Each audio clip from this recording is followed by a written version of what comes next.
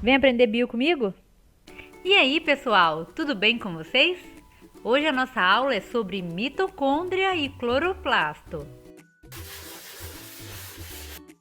Ao longo de várias aulas nossas, nós já falamos sobre transporte ativo, produção de proteínas, endocitose e até detoxificação da célula. E sabe o que todas essas coisas têm em comum? Elas precisam de energia para ocorrer. Mas de onde vem a energia da célula?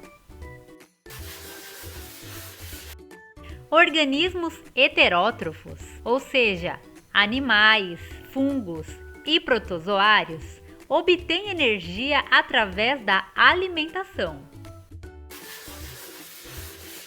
É através da alimentação que esses organismos conseguem obter uma molécula muito importante chamada glicose.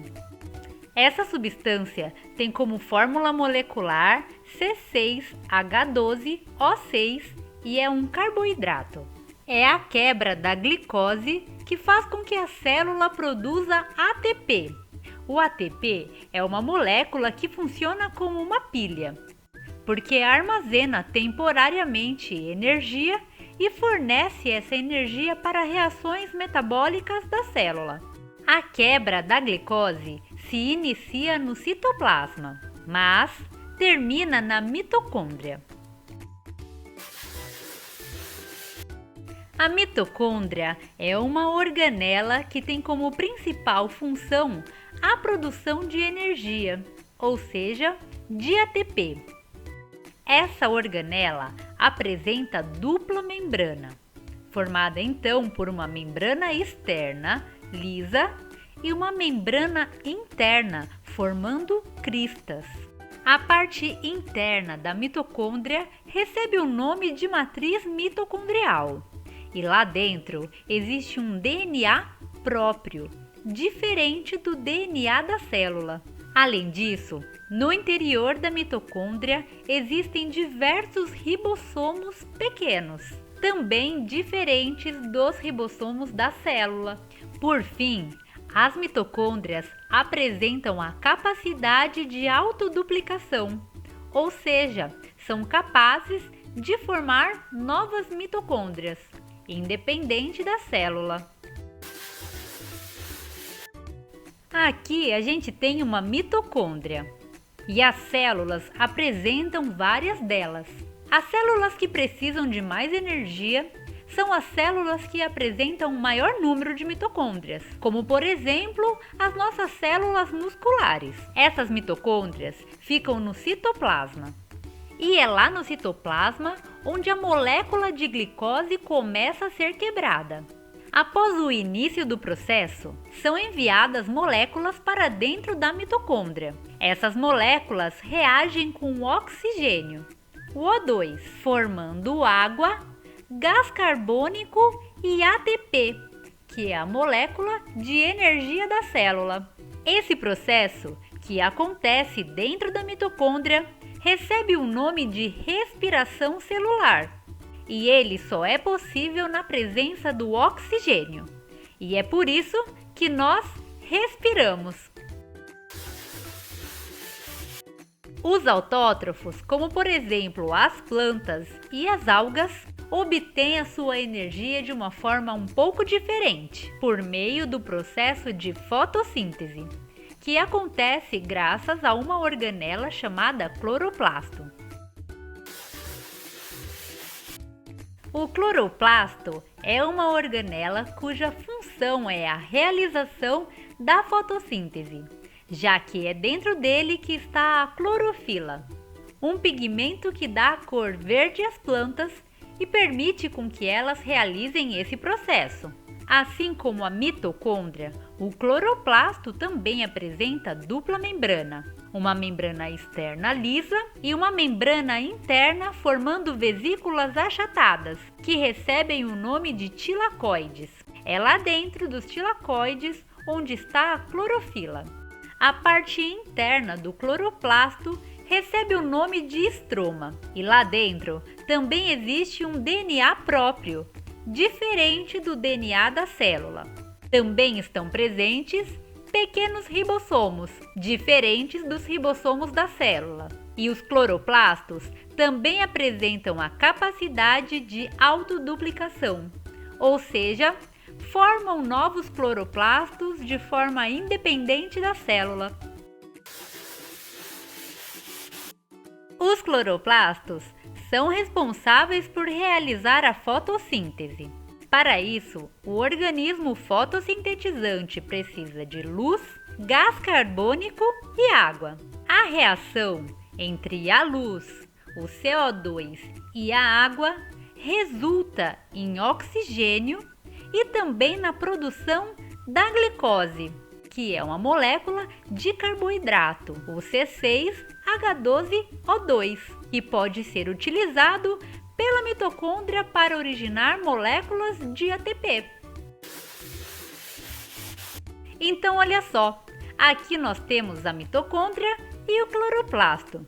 A mitocôndria está presente em animais, fungos, protozoários e também nas plantas e nas algas. Por outro lado, o cloroplasto é uma organela exclusiva de plantas e algas.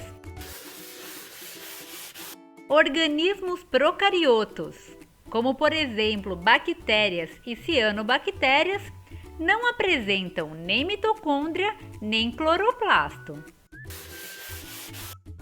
Você já deve ter percebido que as mitocôndrias e cloroplastos apresentam algumas características exclusivas e em comum, como por exemplo a dupla membrana, os ribossomos pequenos, um DNA próprio e a capacidade de se autoduplicar.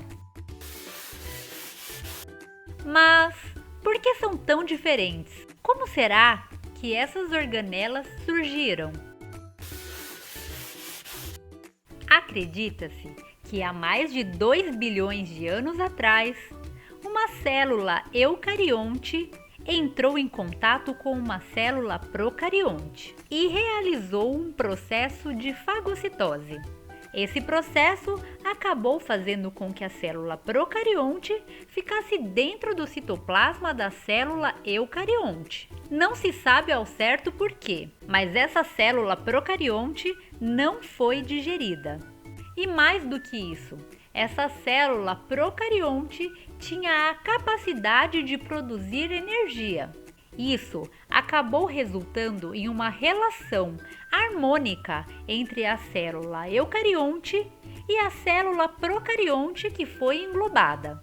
Essa relação acabou se tornando uma relação simbiótica do tipo mutualismo, no qual um organismo se torna incapaz de viver sem o outro organismo, já que a relação entre os dois torna-se obrigatória. Isso porque a célula eucarionte era beneficiada, porque conseguia energia, e a célula procarionte também era beneficiada, porque conseguia proteção dentro do citoplasma. Essas células se tornaram tão dependentes ao longo do tempo evolutivo que esse é o processo que explica a origem da mitocôndria, que foi originada então a partir de um organismo procarionte. Isso justificaria a presença de um DNA próprio, de ribossomos parecidos com os ribossomos das bactérias, que são pequenos, e também da capacidade de se autoduplicar. E foi assim que permaneceram as células de animais, fungos e protozoários até os dias de hoje. Por outro lado, uma célula dessa linhagem, que já apresentava mitocôndrias, passou por um processo semelhante a esse pela segunda vez. Mas nesse caso, o organismo procarionte que foi englobado era fotossintetizante. Pelos mesmos motivos, esse organismo também trazia vantagens para essa célula eucariota, já que ele era capaz de realizar a fotossíntese. E também tinha vantagens, porque dentro da célula eucariota, esse organismo procarioto tinha proteção. Novamente, ao longo do tempo evolutivo, essa relação ecológica se tornou obrigatória. e no final do processo acabou originando o cloroplasto. E foi isso então que aconteceu com as células das plantas e das algas, que além da mitocôndria também apresentam o cloroplasto. Essa é a teoria que explica a origem das mitocôndrias e dos cloroplastos e recebe o nome de teoria da endossimbiose. Acabamos de ver aqui nessa aula duas organelas muito importantes, a mitocôndria e o cloroplasto.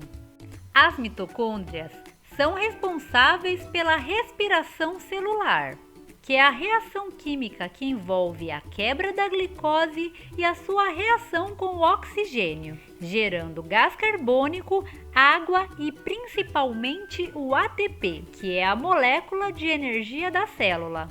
Por outro lado, o cloroplasto é responsável por realizar a fotossíntese, que é a reação do gás carbônico com a água na presença da luz, originando a glicose e o oxigênio. Por hoje é só. Tchau, tchau e até mais! Se você quer saber ainda mais, assista aos nossos outros vídeos e se inscreva no canal.